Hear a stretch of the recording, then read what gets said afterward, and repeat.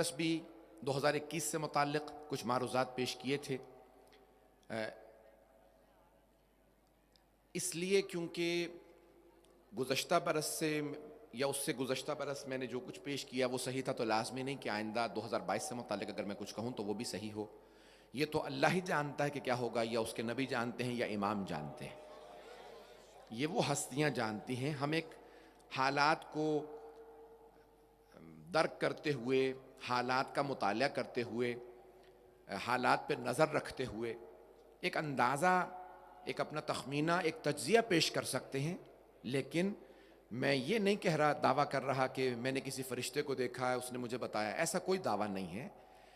मैं एक नाक़िसुल अक़्ल हूँ और एक गुनहगार इंसान हूँ। मैंने हालात को जो मुताला किया वो मैं पेश कर रहा हूँ अपने हिसाब से कि 2022 कैसा रहेगा। तो अज़ान किरामी, ना नुजूमी हूँ ना इल्म नुजूम से पेश कर रहा हूँ, बल्कि एक अपने अंदाज़े से अपना तज्ज़िया, हालात की स्टडी, कुरान और हदीस के जो हमारे मुतालियात हैं उसकी रोशनी में 2022 से मुताल्लिक़ 3 पहलुओं को पेश करूँगा। एक ख़ुद कोरोना वायरस के हालात को, सियासी हालात को और इक़्तिसादी हालात को। थोड़ा वक्त लूँगा इसमें।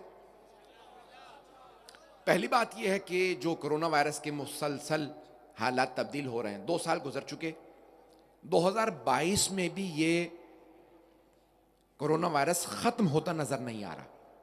जो बहुत से लोग कह देते हैं एंडेमिक है, अब पेंडेमिक नहीं रहा, अब ख़त्म हो रहा है, नहीं। नया वेरिएंट आ चुका है ओमिक्रॉन के नाम से, अभी और वेरिएंट्स आएंगे, अभी हालात और बिगड़ेंगे। तो हालात फ़ौरन काबू में नहीं आएंगे बल्कि और बिगड़ेंगे। यूरोप के बाज़ ममालिक ने शर्त रख दी है, कानून बना दिया है कि वैक्सीन लगवाना ज़रूरी है, जिस पे बहुत ज़्यादा मुज़ाहरात भी हुए। हॉलैंड में देख लीजिए, ऑस्ट्रिया में देख लीजिए।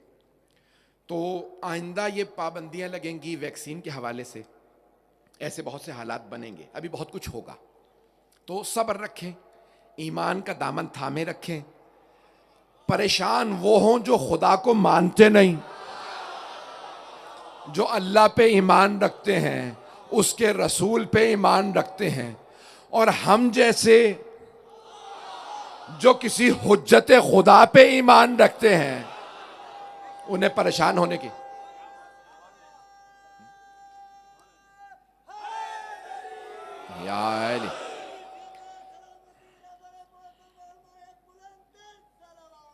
अल्लाहुम्मा सल्ली अला मुहम्मद व आले मुहम्मद।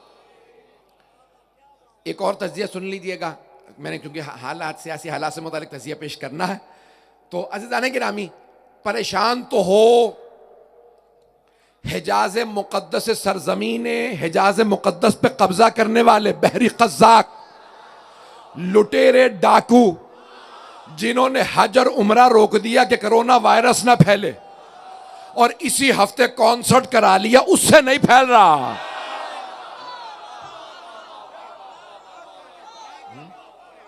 अगर गैरत दीनी होती, शायद ये अहले बैत अलैहिस्सलाम के मानने वाले ही सिखा सकते हैं।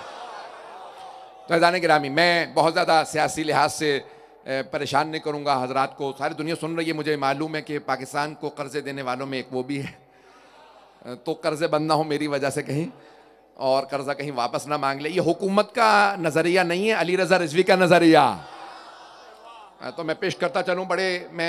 मैंने पहले भी कहा है, मुझे रोको नहीं, मैं जो बोलता हूँ। मैं सियासी तज्जिया नहीं करता, लेकिन जब करता हूँ तो जो सच समझता हूँ, हक समझता हूँ, वही पेश करता हूँ। तो ये अफराद ये क्या दीन समझाएंगे, क्या दीन समझेंगे कि जो हाजियों के पैसे से शराब पी लेते हों, तो वो क्या दीन को समझाएंगे, वो क्या दुनिया के कोरोना वायरस को रोकेंगे। अज़ीज़ान गिरामी, आज अगर दुनिया समझना चाहती है ना कि कोरोना वायरस रुकता कैसे है, जरा करबला आके देखें। आशूरे और अरबाइन पे 70 लाख से ज्यादा मजमा आशूरे पे था, 1.5 करोड़ से ज्यादा मजमा अरबाइन पे था। अज़ीज़ान गिरामी, ये मुक़द्दस मकामात, दुआएं, इबादात बीमारियां रोकती हैं, बढ़ाती नहीं हैं।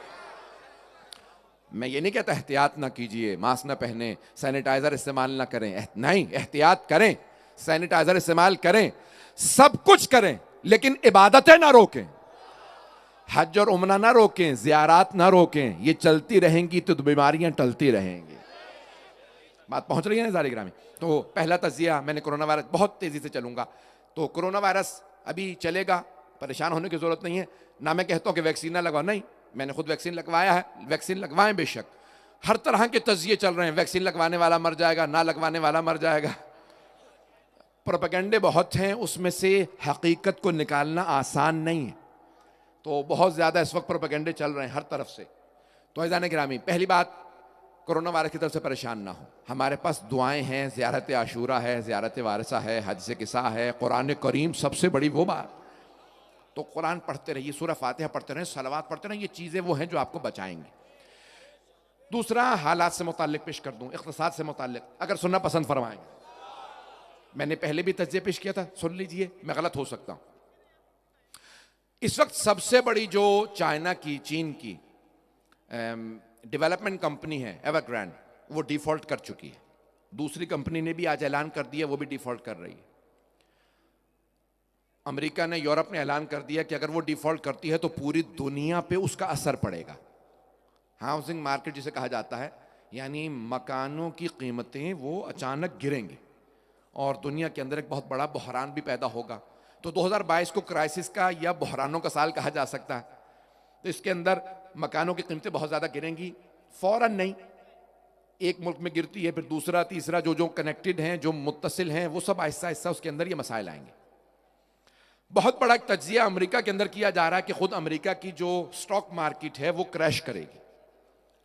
लोग 1928 या 1929 का जो क्रैश हुआ था उसे भी भूल जाएंगे कि शायद 50% तक जो है वो स्टॉक मार्केट गिर जाए।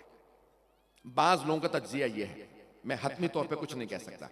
तो अब इक़्तिसादी बहरान तो आएंगे, मकानों की कीमतें, इफरात ज़र, इन्फ्लेशन जिसे कहा जाता है कि कीमतों के अंदर, यानी आज रुपए 100 रुपए में जो आप ले लेते थे वो 1000 रुपए में भी चीजें नहीं आती।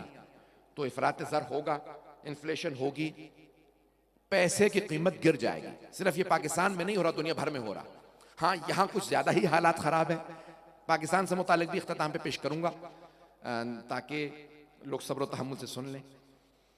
तो जाने के एक तो इख्तिसादी हालात, मजीद सियासी हालात से मुतालिक भी मुख्तसर तज़किया सुन लीजिए कि दुनिया भर में बहुत सी सियासी तब्दीलियां आएंगी।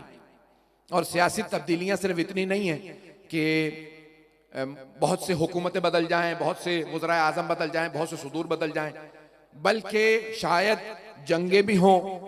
और 4-5 मकामात पे इस वक्त जंग नजर आ रही है, लोग बहुत सख्त परेशान हैं। एक तो खुद ताइवान, जहां पे अमेरिका और चीन के मद्दे मुकाबिल आ सकते हैं, यूक्रेन जहां रूस और अमेरिका मद्दे मुकाबिल हैं, खुद इसराइल और ईरान का, अगर अमेरिका की और ईरान की मुज़ाकरात जो इस वक्त वियना में हो रहे हैं गुज़श्ता 2 हफ्तों से नाकाम हो जाए तो उसके भी बहुत ज़्यादा बुरे असरात होंगे दुनिया पे।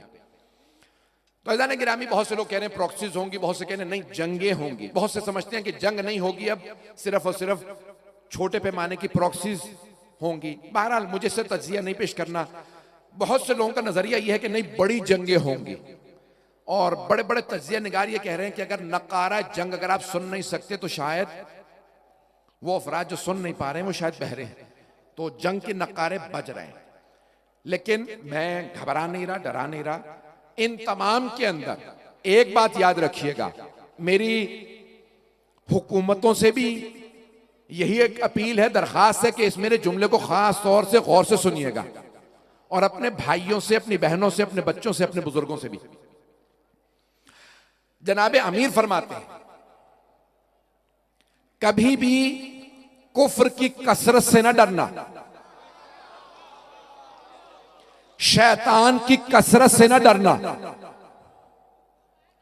और अपनी किल्लत से ना डरना, क्योंकि उनके साथ खुदा नहीं, तुम्हारे साथ खुदा है।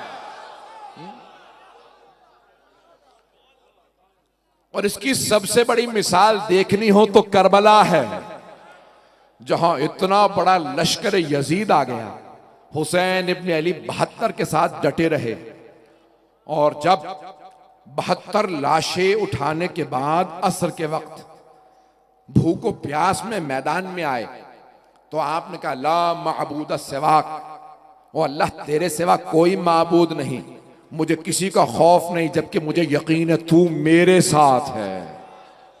तो हम इस बात पे यकीन रखते हैं। तो फ़ैज़ान गिरामी, इन हालात के अंदर डरने की जरूरत नहीं।